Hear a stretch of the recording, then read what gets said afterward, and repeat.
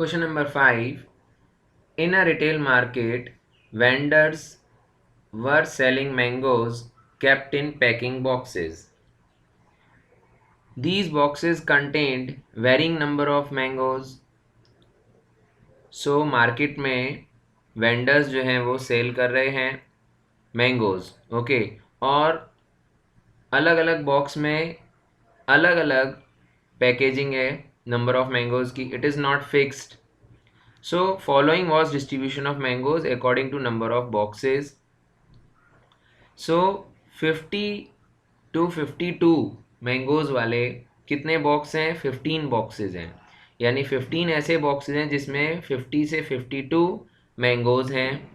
53 से 55 मैंगोज वाले 110 बॉक्सेज हैं.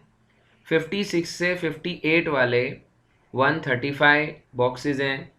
और 59 से 61 मैंगोज वाले 115 बॉक्सेज हैं. एंड 62 से 64 मैंगोज वाले 25 बॉक्सेज हैं. सो हमें यहाँ पे मीन फाइंड करना है. Find the mean number of mangoes kept in packaging box. तो ये क्योंकि नंबर ऑफ मैंगोज फिक्स्ड नहीं है तो हमें उसका मीन निकालना है. जैसा कि हम देखते हैं नंबर ऑफ मैंगोज हमें क्लास इंटरवल के फॉर्म में दिए हैं. 50 to 52, 53 से 55, 56 से 58, 59 से 61 हमें क्लास इंटरवल फॉर्म में दिए हैं नंबर ऑफ मैंगोज.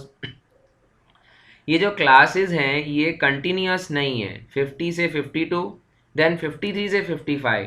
तो सबसे पहले तो हमें इन क्लास को कंटिन्यूस फॉर्म में बनाना पड़ेगा. तो कंटिन्यूस फॉर्म कैसे बनाते हैं? 52, 53 इन दोनों के बीच में 1 का गैप है. तो ये गैप को हाफ कर देते हैं यानी 1/2 यानी 0.5. तो 52 0.5 आगे जाएगा और 53 0.5 पीछे आएगा. That means it will change into continuous. ऐसे ही हम सभी लोअर लिमिट्स को 0.5 पीछे करते जाएंगे, 0.5 पीछे. और जो अपर लिमिट्स हैं अपर लिमिट्स को हम 0.5 आगे करते जाएंगे. So what do we get? 50 का 0.5 माइनस किया तो 49.5. 52 में 0.5 जोड़ा तो 52.5. ऐसे ही 53 में 0.5 माइनस किया तो 52.5. 55 में 0.5 जोड़ दिया तो मिलता है 55.5. तो ऐसे ही हमें सारी लोअर क्लासेस में 0.5 कम करते जाना है और हायर क्लासेस में 0.5 जोड़ते जाना है. सो लोअर लिमिट में 0.5 कम करते जाएंगे तो हमें ये क्लास लोअर लिमिट मिलेगी. और अपर लिमिट्स में 0.5 जोड़ते जाएंगे तो हमें ये अपर लिमिट्स ऐसी मिल जाएगी. तो this is our new continuous class interval.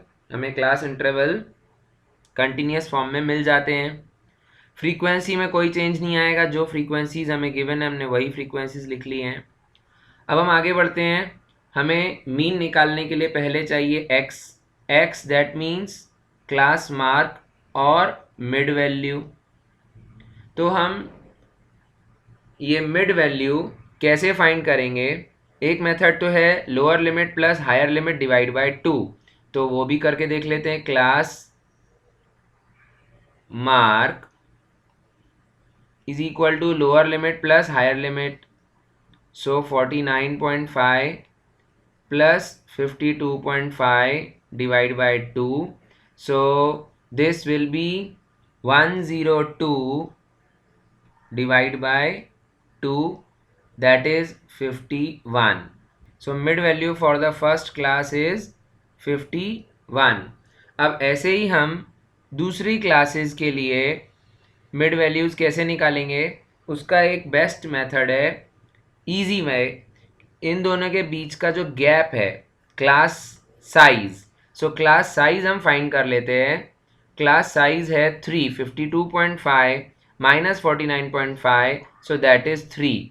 और जो क्लास साइज है यानी ये जो क्लास इंटरवल्स के बीच में जो गैप है उस गैप का हम कर देते हैं half. Okay, so class size का जब हम हाफ करते हैं so what do we get? 1.5. 1.5 को हम लोअर लिमिट में ऐड करते जाएंगे, so we will get the mid value. So 1.5 को जब हम लोअर लिमिट में ऐड करते हैं, जैसे हमने 49.5 में ऐड किया 1.5, तो हमें मिल जाएगा 51। इसी तरीके से हम 1.5 सभी लोअर लिमिट में ऐड करते जाएंगे तो हमें मिड वैल्यू मिलती जाएगी। 52.5 में 1.5 ऐड करते हैं तो हमें क्या मिलता है? 54।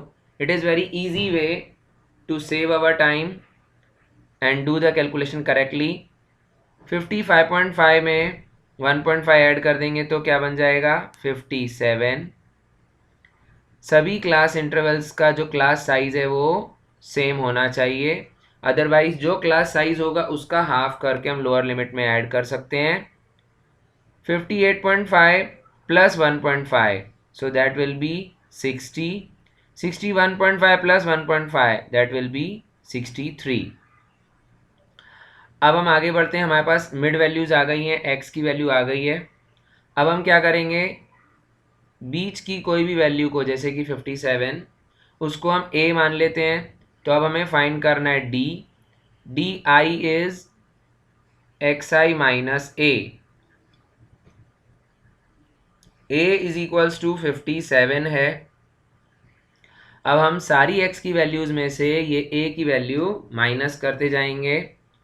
सो 51 minus 57, that will be -6।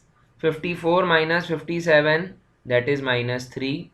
57 minus 57, 0। 60 minus 57, 3।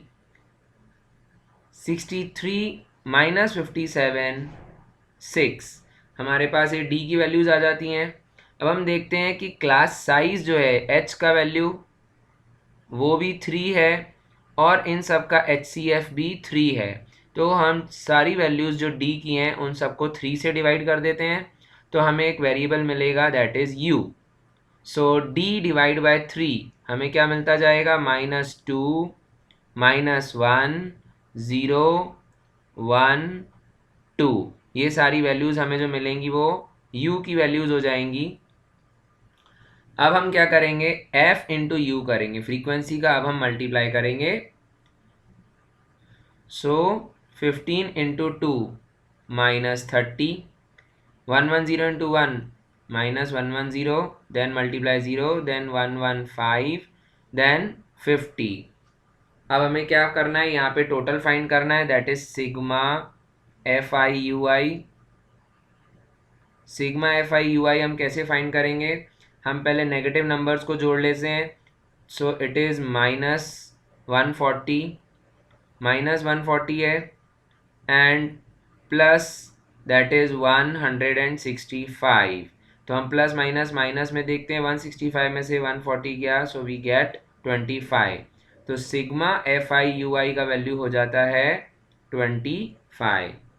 अब हम यहाँ पे मीन निकालने के लिए फॉर्मूला यूज़ करते हैं, X bar is equals to A plus sigma F I U I divide by sigma F I into H.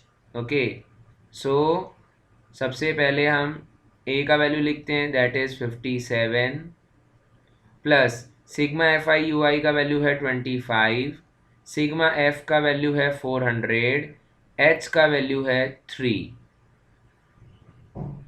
अब हम आगे बढ़ते हैं, 57 प्लस इसको हम कैंसिल करेंगे 25 से, so we will get 25 one ज़ा 25, 25 16 ज़ा 400, 3 वन ज़ा 3, 3 वन ज़ा 3 upon 16।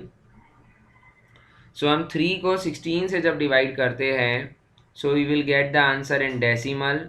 3 divide by 16, that is 0.1875।